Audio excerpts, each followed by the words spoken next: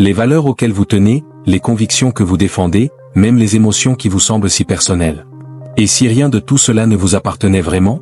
Et si tout ce qui vous définit, tout ce que vous pensez être, était en réalité façonné par des forces qui vous échappent? Pire encore, et si le véritable « vous », celui enfoui sous des couches de conditionnement et d'illusions, était un inconnu que vous n'avez jamais rencontré?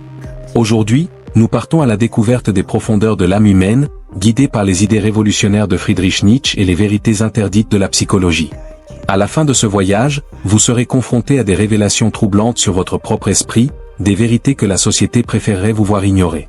Et la révélation finale? Elle est de loin la plus puissante. La plupart des gens passent leur vie prisonniers d'une illusion soigneusement construite. Dès l'enfance, on nous dit qui nous devons être. On apprend à se comporter de manière à obtenir l'approbation des autres, à réprimer les parts de nous-mêmes qui risquent de déplaire.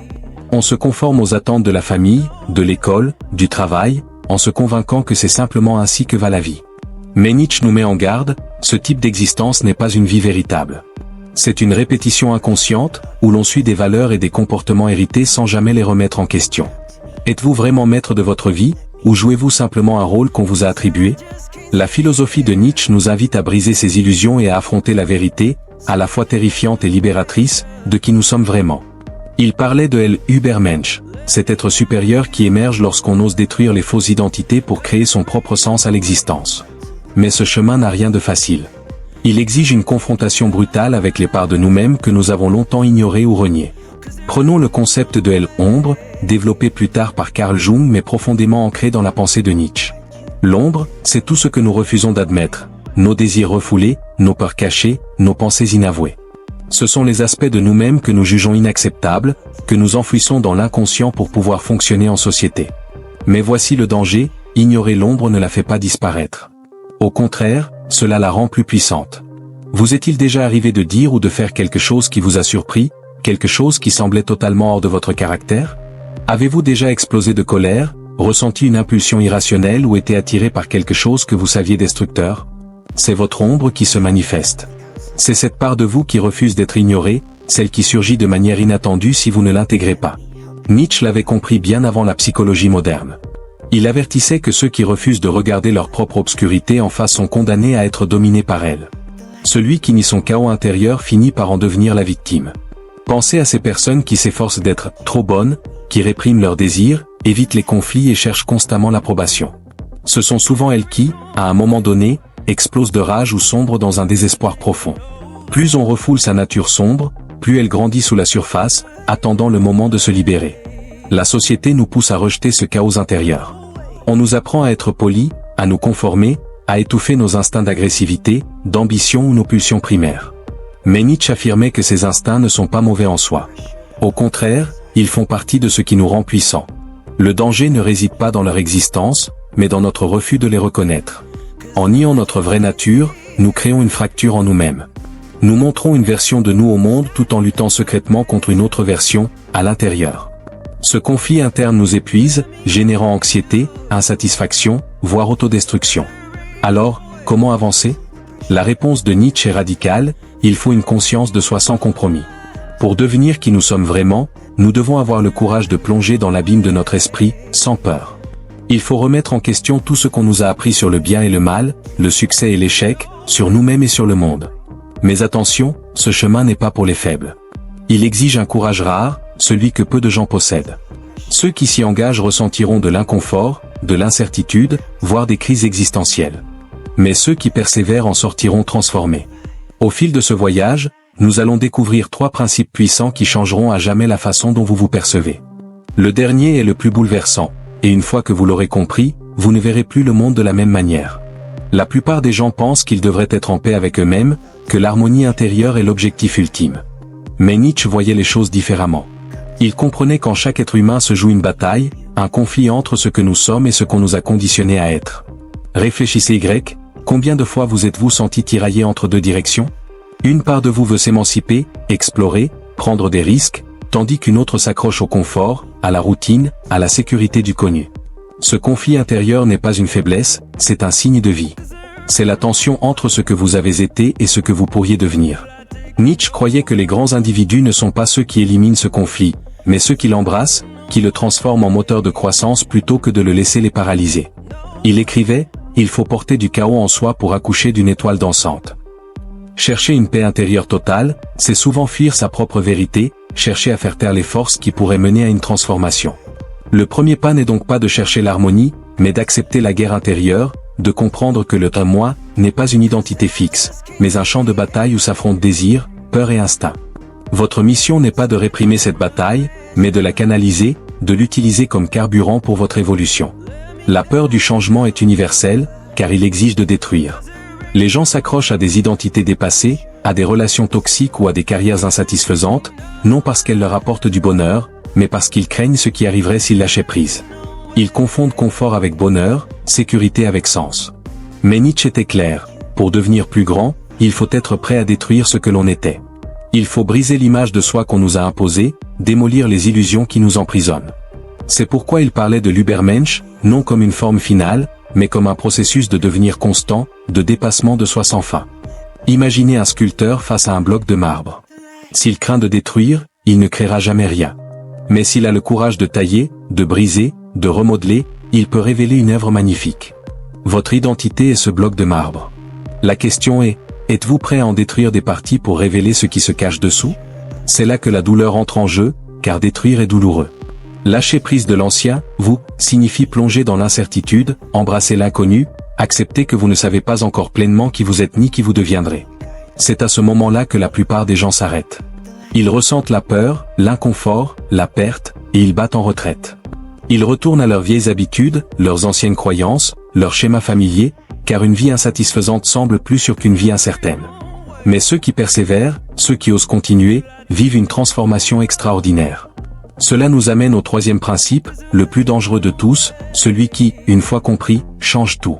C'est un principe que la société ne veut pas que vous connaissiez, car il menace tout ce qui maintient les gens obéissants et prévisibles. Ce principe, c'est que vous n'êtes pas un être fixe, mais un créateur de sens. La plupart des gens croient que le sens est quelque chose à découvrir, que la vie a un but inhérent qui attend d'être trouvé. Cette illusion les maintient prisonniers. Ils passent leur vie à chercher, se tournant vers la religion, la culture ou la tradition, espérant que quelque chose d'extérieur leur apportera les réponses qu'ils désirent. Mais Nietzsche a brisé cette illusion. Il a déclaré « Dieu est mort », non pas comme un simple rejet de la religion, mais comme l'affirmation que les anciennes sources de sens, les systèmes externes qui guidaient autrefois l'humanité, n'ont plus le même pouvoir. Le confort des vérités absolues s'est effondré, laissant place à une réalisation terrifiante. Le sens ne vous est pas donné, c'est à vous de le créer. C'est ce qui rend ce principe si dangereux. Dès que vous comprenez que rien n'a de sens hormis celui que vous lui donnez, vous devenez libre. Libre des attentes imposées, libre des limites programmées dans votre esprit, libre du besoin de validation extérieure. Mais avec cette liberté vient une responsabilité. S'il n'y a pas de but prédéfini à votre vie, alors vous seul devez assumer ce que devient votre existence. Il n'y a pas de script cosmique, pas de destin tout tracé. Vous devez écrire votre propre histoire. C'est pourquoi Nietzsche parlait de l'Übermensch comme d'un processus de dépassement de soi constant. L'Übermensch ne se contente pas d'attendre que le sens lui soit donné d'en haut. Il crée ses propres valeurs, il trace son propre chemin. Il n'est pas contrôlé par la culpabilité, la peur ou les opinions des autres. Il est porté par sa propre volonté, sa propre puissance, sa propre vision de ce que la vie devrait être. Mais ce chemin n'est pas pour tout le monde. La plupart préféreraient s'accrocher à une fausse sécurité plutôt que d'affronter l'immense liberté qui leur appartient. Ils préféreraient croire que leur but leur est donné plutôt que d'accepter le fardeau de le créer eux-mêmes. Alors, quel chemin choisirez-vous? Resterez-vous dans le confort des illusions, laissant le monde définir qui vous êtes? Ou oserez-vous plonger dans l'inconnu, embrasser le chaos en vous et l'utiliser pour forger quelque chose de plus grand? À la fin de ce voyage, il est temps de réfléchir à ce que nous avons découvert. Nous avons exploré les profondeurs de l'âme humaine, guidés par les idées révolutionnaires de Nietzsche et les vérités interdites de la psychologie. Nous avons affronté les illusions qui façonnent nos identités, remis en question les rôles qu'on nous a attribués et osé regarder dans l'abîme de notre propre esprit. Mais ceci n'est pas qu'un exercice intellectuel. C'est un appel à l'action, un appel à s'éveiller, à se transformer, à devenir qui nous sommes vraiment. La philosophie de Nietzsche n'est pas pour les âmes sensibles. Elle exige du courage, de la conscience de soi et une volonté d'embrasser l'inconfort. Elle nous demande de détruire les fausses identités que nous avons construites, d'affronter les ombres que nous avons enfouies et de créer notre propre sens dans un monde qui semble souvent vide de sens. Ce n'est pas un chemin facile, mais c'est le seul qui mène à une véritable liberté, à une véritable découverte de soi. Nietzsche écrivait « Si tu regardes longtemps dans l'abîme, l'abîme regarde aussi en toi ». Cette phrase saisissante capture l'essence de ce que signifie se confronter à soi-même. L'abîme représente l'inconnu, le chaos, les parts de nous-mêmes que nous avons trop peur d'affronter. C'est l'obscurité en nous, les désirs refoulés, les peurs cachées, les vérités inavouées que nous avons enfermées dans l'inconscient.